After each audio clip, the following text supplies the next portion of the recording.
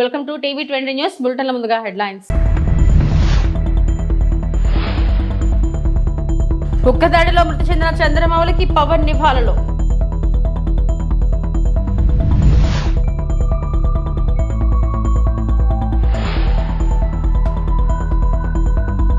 ఉగ్రదాడిలో మృతి చెందిన చంద్రమౌళికి నివాళులు అర్పించిన హోంమంత్రి అనిత.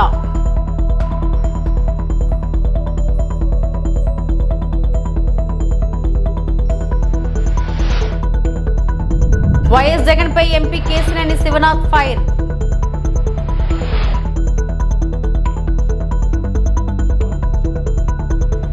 పెహల్గాం ఉగ్రదాడిలో ప్రాణాలు కోల్పోయిన విశాఖవాసి చంద్రమౌళి అంతిమయాత్రలో హోంమంత్రి అనిత, సత్యకుమార్, కూటమి నేతలు పాల్గొని నివాళులు అర్పించారు. ఉగ్రవాదుల చర్యను పార్టీలు, కుల మతాలకు అతీతంగా ప్రతి ఒక్కరూ ఖండించాల్సిన అవసరం ఉందన్నారు. భవిష్యత్తులో ఇలాంటి ఘటనలు పునరావృతం కాకుండా కలిసికట్టుగా పనిచేయాలన్నారు. చంద్రమౌళి ఆత్మకు శాంతి చేకూరాలని ప్రార్థించారు. వారి కుటుంబానికి ప్రగాఢ సానుభూతి తెలియజేశారు. చంద్రమౌళి గారు అందరికీ కూడా అత్యంత ఆత్మీయుడు. అందరి మధ్యలో కూడా తిరిగి హ్యాపీగా అందరికీ కూడా ఒక సొసైటీకి ఏదో హెల్ప్ చేయాలనుకునే ఉన్న వ్యక్తి. ఈరోజు వాళ్ళ కళ్ళ ముందే 3 ఫ్యామిలీస్ వెళ్ళారు. వాళ్ళు వచ్చి నిప్పిన విషయాలు చూస్తూ ఉంటే నిజంగా చాలా బాధ అనిపించింది. అసలు ఎటువైపు వెళ్ళిపోతుంది అసలు అంటే మానవత్వం అనేది లేకుండా ఈరోజు ఉగ్రవాదులు తీసుకున్న చర్యను తీవ్రంగా ఖండించాల్సిన అవసరం ఉంది. ఎందుకంటే ఇంతవరకు ఉగ్రవాదులు ఏదైనా మిలిటెంట్స్ ప్రొఫెషనల్గా వెళ్ళేవారు. అలాంటిది ఈరోజు సివిలియన్స్ మీదకి వచ్చి వాళ్ళు కూడా క్వశ్చన్ ప్రిపేర్ చేసుకుని దానికి తగ్గట్టుగా వాళ్ళు చంపడం అనేది మరి క్రూరంగా చంపారండి. ఈరోజు వాళ్ళిద్దరు ఆడపిల్లల్ని వాళ్ళ భార్యని చూస్తూ ఉంటే నిజంగా మనసు తరుక్కుపోతుంది. కంపల్సరిగా దీనికి ప్రతిచర్య అనేది కంపల్సరిగా ఉంటుంది. కానీ ఒకటే చెప్తున్నాను ఏంటంటే ఇటువంటి సంఘటనలు మళ్ళీ పునరావృతం కాకుండా చూసుకోవాల్సిన బాధ్యత మనందరి మీద ఉంది. దీన్ని ప్రార్థీలందరూ కూడా పార్టీలకు అతీతంగా, మతాలకు అతీతంగా, కులాలకు అతీతంగా అందరూ తీవ్రంగా ఖండించాలి. మన సమానత్వం గురించి, మన స్వేచ్ఛ గురించి మనం పోరాటం చేసే పరిస్థితి రావాలని మాత్రం కోరుకుంటున్నాం. సరదాగా ఫ్యామిలీతో టూర్ కోసం వెళ్ళిన చంద్రమౌళి ఇలా కావటం చాలా చాలా బాధాకరం. ఉగ్రవాదుల ఈ చర్య అందరూ కూడా భక్తులతో ఖండించాల్సిన అవసరం ఉంది.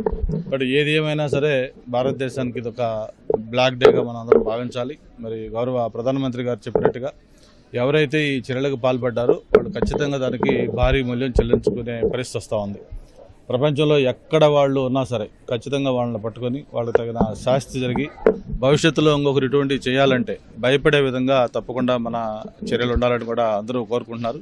ఒక మంచి వ్యక్తిత్వం ఉన్న వ్యక్తి అటువంటి చంద్రమౌళి గారు ఇలా దుర్మరణం పాలు కావటం చాలా చాలా బాధాకరం. ఆయన ఆత్మకి శాంతి కలగాలని వాళ్ళ కుటుంబ సభ్యులకి ప్రగాఢ సానుభూతిని కూడా తెలియజేసుకుంటారు. లిక్కర్ స్కామ్ లో అడ్డంగా దొరికిన జగన్ ప్రజల దృష్టి మళ్లించేందుకు కుట్రలు పన్నుతున్నాడని విజయవాడ ఎంపీ కేశినేని శివనాథ్ ధ్వజమెత్తారు.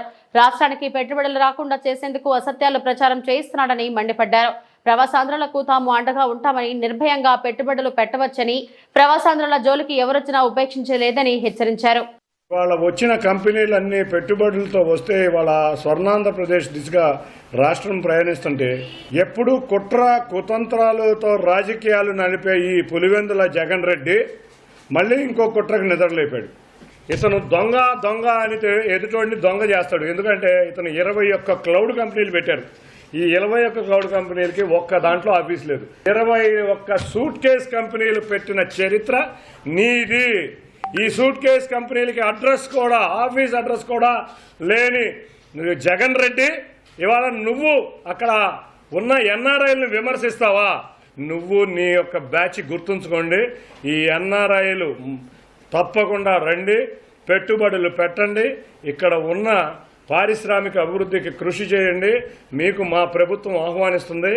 ఎవరన్నా అడ్డొస్తే కపడ్దార్, నేనున్నా మీ ఎన్ఆర్ఐలు అందరి తరఫున. మీరు కష్టపడి సంపాదించిన సంపాదన పెట్టుబడులు ఇక్కడ పెట్టి పరిశ్రమలకి అభివృద్ధి చేయండి. రాష్ట్రాన్ని ముందుకు తీసుకువెళ్ళబడింది. గత 5 సంవత్సరాలలో ఈ రాష్ట్రం అధోగతి పాలు చేసిన వారికి బుద్ధి చెప్పే విధంగా మనకు యువతకి ఉద్యోగాలు కల్పించాలి.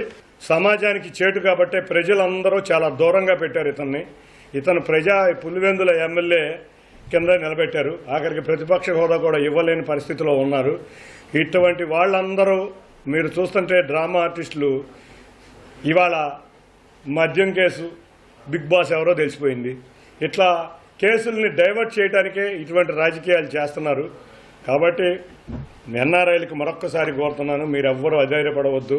ఇటువంటి బురద రాజకీయాలు వాళ్ళు ఎంత అంటిద్దామన్నా కూడా అభివృద్ధిని ఆపలేరు, నిజాన్ని ఆపలేరు. తప్పకుండా మీ తోడు నేనుంటా.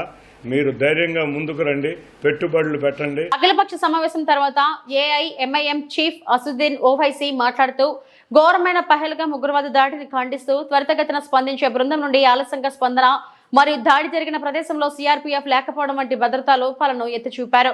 పాకిస్తాన్ తో సింధు జల ఒప్పందాన్ని నిలిపివేయడాన్ని కూడా ఆయన సమర్థిస్తున్నారు. మరియు ఉగ్రవాద గ్రూపులకు ఆశ్రయం కల్పిస్తున్న దేశాలపై చర్యలు తీసుకోవాలని పిలుపునిచ్చారు. కాశ్మీర్లపై తప్పుడు ప్రచారాన్ని ఎదుర్కోవాలని ఓవైసీ ప్రభుత్వాన్ని కోరారు. మరియు జాతీయ భద్రతపై ప్రభుత్వం తీసుకున్న నిర్ణయాలకు పూర్తి మద్దతును వ్యక్తం చేశారు. और तीसरा ये कि हमारे संविधान में आर्टिकल 355 है जो ये कहता है कि यूनियन पर एक ड्यूटी है एक्सटर्नल एग्रेशन से स्टेट्स को बचाने के लिए। तो ये तीनों चीज़ें हैं सरकार के सामने और वो जो मुनासिब समझते हैं इन टेररिस्ट ग्रुप के खिलाफ, जिस देश में इन टेररिस्ट ग्रुप को पनाह दी जा रही है, मदद दी जा रही है, उनको कोई ताकत दी जा रही है, उनके खिलाफ एक्शन ले सकते हैं। चौथी बात यह है कि इंटरनेशनल लॉ इस बात की इजाज़त देता है कि हम नेवल और एयर ब्लॉकेट करें पाकिस्तान के सेल्फ डिफेंस में और सैंक्शंस लगाएं पाकिस्तान के ऊपर, ख़ास तौर से आर्म्स सेल्स में। इसके बाद मैंने ये कहा कि वहाँ पर मेडोज में आखिर क्यों सीआरपीएफ नहीं थी वहाँ पर, क्योंकि मैंने पूछा है कि जनवरी में सीआरपीएफ के 2 यूनिट को हटा लिया गया था वहाँ से। उसी सिलसिले में मैंने ये भी पूछा कि क्विक रिएक्शन टीम को 1 घंटा लगा ऊपर पहुँचने के लिए, जब तक ये पूरे शयातीन, ये तमाम जालिम लोग वहाँ पर मज़हब पूछकर गोली मारते रहेंगे। और 2000 में वहाँ पर एक नुनवान कैंप है पहलगाम में, वहाँ पर भी 30 यात्रियों को मारा गया था और उसमें एक कमेटी बनाई गई थी लेफ्टिनेंट जनरल JH मुखर्जी की, उसका रिपोर्ट का क्या हुआ। तो ये सब बातें हमने कही हैं और हम उम्मीद करते हैं कि साथ ही साथ मैंने ये भी कहा कि कश्मीरियों के ख़िलाफ़ और कश्मीरी स्टूडेंट्स के ख़िलाफ़ जो झूठा प्रोपेगेंडा किया जा रहा है वो रुकना चाहिए। और अगर लोग सोशल मीडिया में या टीवी चैनल के कोई एंकर्स हैं, ये भी मैंने कहा, अगर वो हिंदू मुसलमान नफरत में इजाफा करेंगे तो वो लश्कर तैयबा मुस्कुराएगा उनके ऊपर, पाकिस्तान मुस्कुराएगा उनके ऊपर। आप इस तरह से किसी एक समुदाय को जो इस बाइज़्ज़त इस मुल्क के शहरी हैं और मुसलमानों का इससे कोई ताल्लुक़ है ना कभी रहेगा, यकीनन हम मान रहे कि इन दहशतगर्दों ने किसी का रिलीजन पूछकर उनकी जान ली, वो कंडेमनेबल है, मेरे पास तो अल्फाज भी नहीं है। मगर अगर आप उसके जवाब में अगर यही करेंगे तो फिर हम उन लोगों को ताकत बख्श देंगे जो इन्होंने इस तरह का टेररिज्म किया। अब ये सरकार के ऊपर है और हमने इंडस वाटर ट्रीटी के बारे में कहा कि बहुत अच्छी चीज़ है कि हम नहीं बोल दिए, मगर आप बताइए हम पानी कहाँ रखेंगे? पानी तो कहीं रखना पड़ेगा ना आपको। तो और इसमें आप देखिए कि इंडस वाटर ट्रीटी में जो పశ్చిమ గోదావరి జిల్లా పాల్కొల్లు నియోజకవర్గం యలమంచిలి మండలంలో మన రైతు మన రామానాయుడు కార్యక్రమంలో 2,20,00,000తో జలజీవన్ మిషన్ అభివృద్ధి పనులకు శంకుస్థాపన చేసిన రామానాయుడు ఆయన మాట్లాడుతూ కూటమి ప్రభుత్వంలో రాష్ట్రంలోని అన్ని జలాశయాలను వచ్చే జూన్కి సరిపడా నీటి నిల్వలు ఉన్నాయి. వేసవిలో త్రాగు సాగు నీటి అవసరాలకు ఏ ఇబ్బంది లేదు. యువతకు ఉద్యోగ అవకాశాలు కల్పించేందుకు ప్రపంచ స్థాయి కంపెనీలను ఏపీకి రప్పిస్తూ అభివృద్ధి చేస్తారు చంద్రబాబు. కట్టుబడి పాలకొల్లు నియోజకవర్గంలో సురక్షిత త్రాగునీరు నిమిత్తం అంటే ఇంటింటికి కుళాయి కానీ ఫిల్టర్ బెడ్లు కానీ సంపులు కానీ ఓహెచ్ఆర్ల నిమిత్తం దగ్గర మరి 80 కోట్ల రూపాయలు మన నియోజకవర్గంలో కేవలం సురక్షిత త్రాగునీరు ఇవ్వడానికి మనం నిధులు కేటాయింపు చేసి వేళ శంకుస్థాపనలు చేసుకుంటూ వస్తూ ఉన్నాం.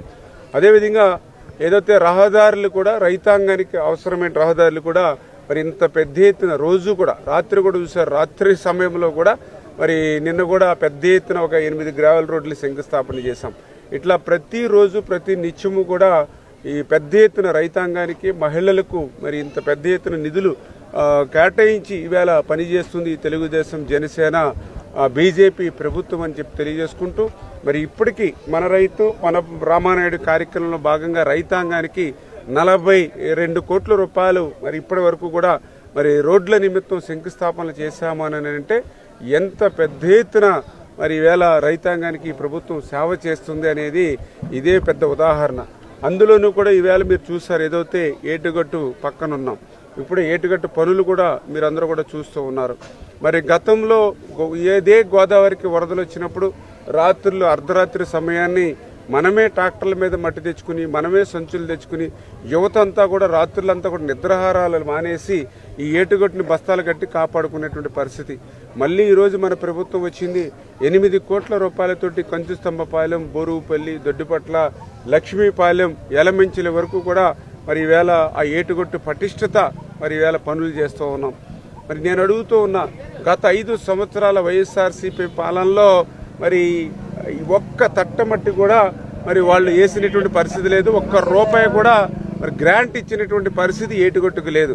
అంటే పనిచేసేటువంటి ప్రభుత్వానికి, పనికిరానిటువంటి ప్రభుత్వానికి, పనిచేసేటువంటి నాయకుడికి, పనికిరానిటువంటి నాయకుడికి ఇవే ఉదాహరణలు. ఇదే ఇటువంటివే. అంచేత ఖచ్చితంగా రేపు ఇంకా ఏదైతే ఇక యలమంచిల నుంచి చించినాడ వరకు కూడా రిమైనింగ్ బ్యాలెన్స్ ఉంది ఏటుగట్టు, దానికి కూడా ఒక 8 కోట్ల రూపాయలు ఎస్టిమేషన్లు వేసాం. అది కూడా తొందరలోనే నిధులు మంజూరు చేసి టోటల్గా నా నియోజకవర్గంలో కంచుస్తంభంపాలెం నుంచి బాడవ ఎండింగ్ వరకు కూడా ఏటుగట్టుని అత్యంత పటిష్టం చేసి ఏమాత్రం వరద వచ్చినా కూడా ఆ యొక్క బెదురు అదురు లేకుండా మనందరం కూడా మరి ప్రశాంతంగా నిద్రించేటువంటి విధంగా ఏటుగట్టుని పటిష్టం చేసేటువంటి బాధ్యత కూడా. అకాల వర్షము, గాలులకు నష్టపోయిన మామిడి పంట రైతులను గుర్తించమని ఉద్యాన శాఖ అధికారులను ఆదేశించిన రాష్ట్ర మంత్రివర్యులు మండపల్లి రాంప్రసాద్ రెడ్డి. అన్నమయ్య జిల్లా లక్కిరెడ్డిపల్లి మండల సాధారణ సర్వసభ్య సమావేశం మండల ప్రజా పరిషత్ అధ్యక్షులు మద్రేవుల సుదర్శన్ రెడ్డి అధ్యక్షతన నిర్వహించారు. సమావేశానికి ముఖ్య అతిథిగా విచ్చేసిన మంత్రివర్యులు మండపల్లి రాంప్రసాద్ రెడ్డి మాట్లాడుతూ అధికారులు, ప్రజాప్రతినిధులు రాజకీయాలకు అతీతంగా మండల అభివృద్ధికి కృషి చేయాలని, ఉపాధి హామీ పథకంలో అవకతవకలు జరిగితే కఠిన చర్యలు ఉంటాయని, అధికారులు, ప్రజాప్రతినిధులు రాజకీయాలకు అతీతంగా సమన్వయంతో పనిచేసి మండల అభివృద్ధికి కృషి చేయాలని రాష్ట్ర మంత్రివర్యులు మండపల్లి రాంప్రసాద్ రెడ్డి అన్నారు. ఎంతో వెనుకబడి ఉన్న లక్కిరెడ్డిపల్లి మండలం నేడు అభివృద్ధి పదంలో ముందుకు వెళుతుందని, మండలంలో ఉన్న అధికారులు, ప్రజాప్రతినిధులు ప్రతి ఒక్కరూ రాజకీయాలను పక్కన పెట్టి అభివృద్ధికి మొదటి ప్రాధాన్యత ఇవ్వాలన్నారు. గ్రామాలలో ఉన్న నిరుపేదలకు ప్రతి ఒక్కరికి జాబ్ కార్డులు మంజూరు చేసి పనులు కల్పించాలని అన్నారు. రాష్ట్ర ఉప ముఖ్యమంత్రి పవన్ కళ్యాణ్ 4,000 కోట్ల రూపాయలతో గ్రామాలలో అభివృద్ధి పనులు చేపట్టడం జరిగిందని, ప్రస్తుతం గ్రామాలలో మరింత అభివృద్ధి జరగాలంటే ఉపాధి హామీ పథకాన్ని బలోపేతం చేయాలని తెలియజేశారు. కార్యక్రమంలో మండల ప్రజా పరిషత్ అధ్యక్షులు మద్రేవుల సుదర్శన్ రెడ్డి, ఎంపీడీఓ ఉషారాణి, తహసీల్దార్ శ్రీనివాసులు తదితరులు పాల్గొన్నారు. ఇప్పుడు చెప్పినట్టు మోడల్ ప్రైమరీ స్కూల్ విషయంలో మనందరికీ తెలుసు, గత 30-40 సంవత్సరాల నుంచి మన ఊర్లలో కూడా ఒకే అధ్యాపకుడు ఉండేవారు. ఒకే క్లాస్లో కూర్చొని 1వ తరగతి, 3వ తరగతి, 5, 6, 5 వరకు కూడా మనం అందరం కూర్చుండేవాళ్ళం. దాన్ని గ్రహించిన మా మంత్రివర్యులు ఒక మంచి నిర్ణయం తీసుకున్నారు. రాష్ట్రంలో ఉన్న విద్యా వ్యవస్థను గాడిలో పెట్టాలని చెప్పి దానికి తీసుకొని ఒక జీవోను కూడా రద్దు చేయడం జరిగింది. ఆ జీవో ఏం జీవో సార్? 117 జీవోను రద్దు చేశారు.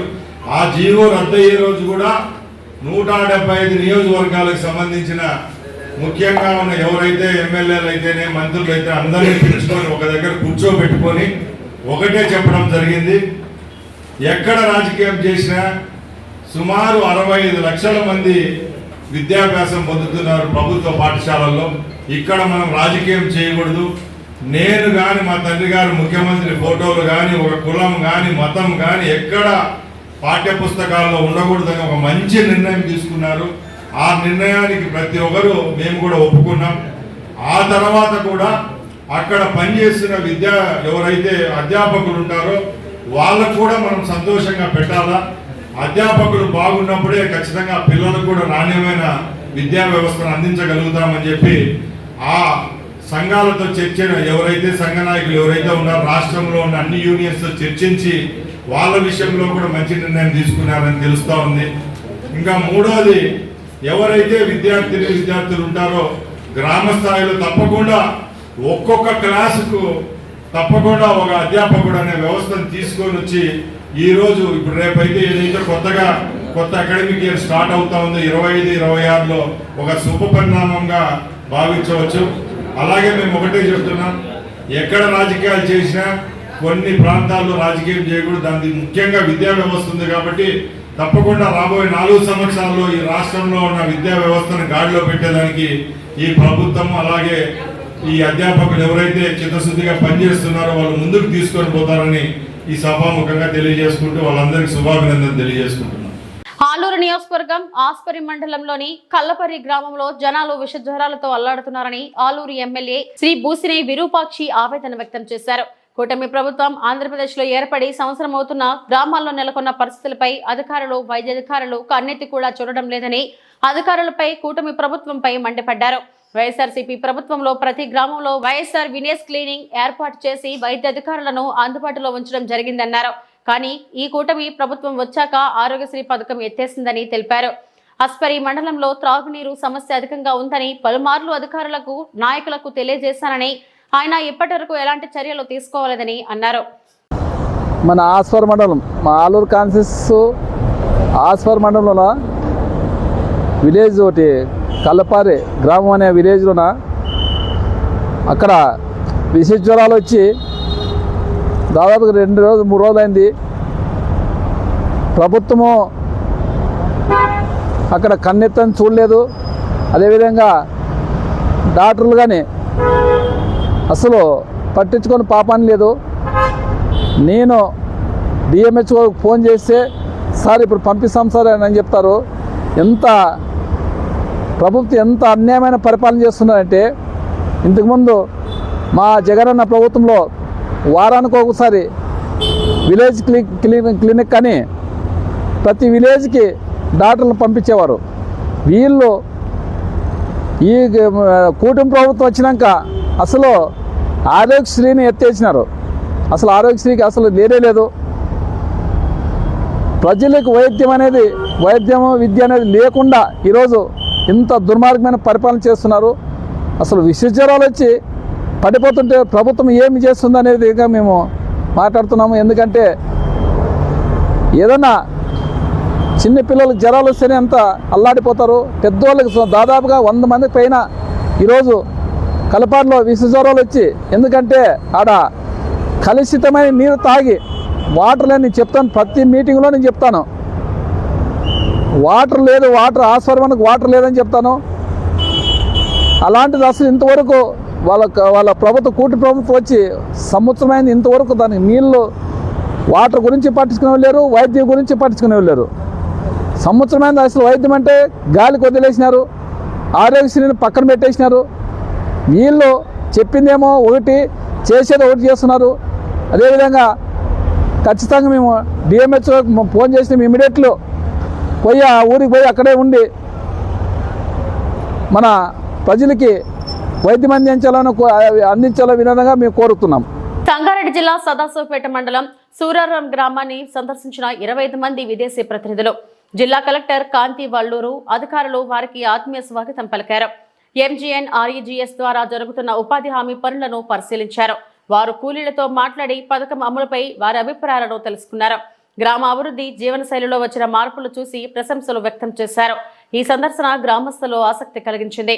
అధికారులు, ప్రజలు భారీగా పాల్గొన్నారు.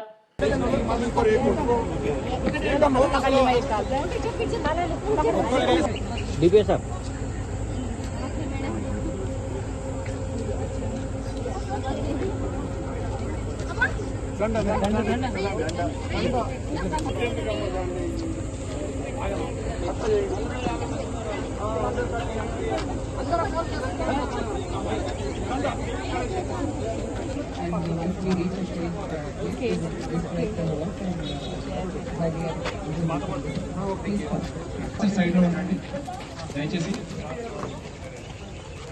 వెనకాతల ఒక మన టీంని లోపల రాకుండా చూసుకోండి. ఓకే.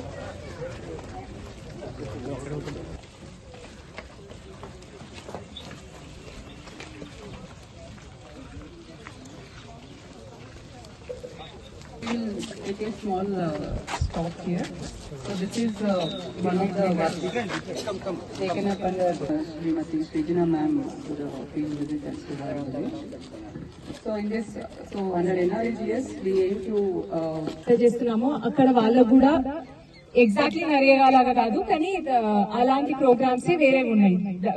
డబ్బులు ఇచ్చేవి కానీ వర్క్ ఇచ్చేవి కానీ కాన్స్టిట్యూషన్ లో నరిగా లాలో ఎట్లయితే మనం రాసుకున్నామో అది ఇప్పటి వరకు ఇంకే దేశంలో కూడా లేదు. అందుకని మీ అందరి నుంచి నేర్చుకోవడానికి మీరు మన దగ్గర ఎట్లా అవుతుంది ఇంప్లిమెంటేషన్ అనేది, ఇంకా ఏం ప్రాబ్లమ్స్ ఉన్నాయి అది నేర్చుకోవడానికి వచ్చారు వీళ్ళందరూ. ఒక్కొక్కరిని నేను పరిచయం చేయట్లేదు ఎందుకంటే చాలా మంది ఉన్నారు కాబట్టి. బట్ ఇక్కడ ఉన్న వాళ్ళందరూ కూడా పొలిటికల్ సిస్టమ్ లో ఉన్న వాళ్ళు, అంటే అయితే ఇంతకు ముందు మినిస్టర్ గా ఉండి ఇప్పుడు వేరే స్థాయిలో ఉన్న వాళ్ళు, లేకపోతే సగం మంది ఇంకా మినిస్టర్ స్థాయిలోనే ఉన్న వాళ్ళు, అండ్ స్పెషల్లీ లేబర్ లాస్ తో వర్కర్ లాస్ తో పనిచేసే పాలిటీషియన్స్ అందరూ. సో ఇప్పుడు ఒక 10 నిమిషాలు మీరు చేసేది ఏదో జాబ్ కార్డ్ గురించి ఇక్కడ నరేగా పని ఎట్లయితుంది చెప్తే నేను ట్రాన్స్లేట్ చేస్తాను ఇంగ్లీష్ లో. ఆ తర్వాత వాళ్ళకి మన ప్రశ్నలు ఉంటే వాళ్ళని అడగనిద్దాం. ఆ తర్వాత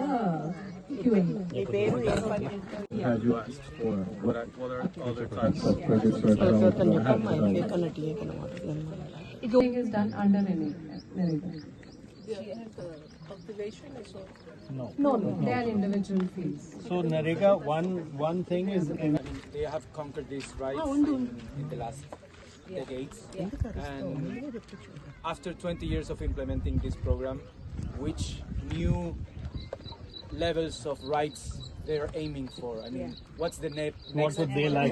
What's the next step? Let's hear that. That's a good thing. సంపాదించాలని అనుకుంటున్నారు. ఇప్పుడు దేని మీద జరుగుతుంది? ఇంతకు ముందు throughout the summers, and cattle can come and drink water in these troughs. Like this, we have other assets also for the purpose of cattle, like cattle sheds are also constructed in the farms. ఇవి ఇప్పటివరకు నా bulletin updates. నమస్తే.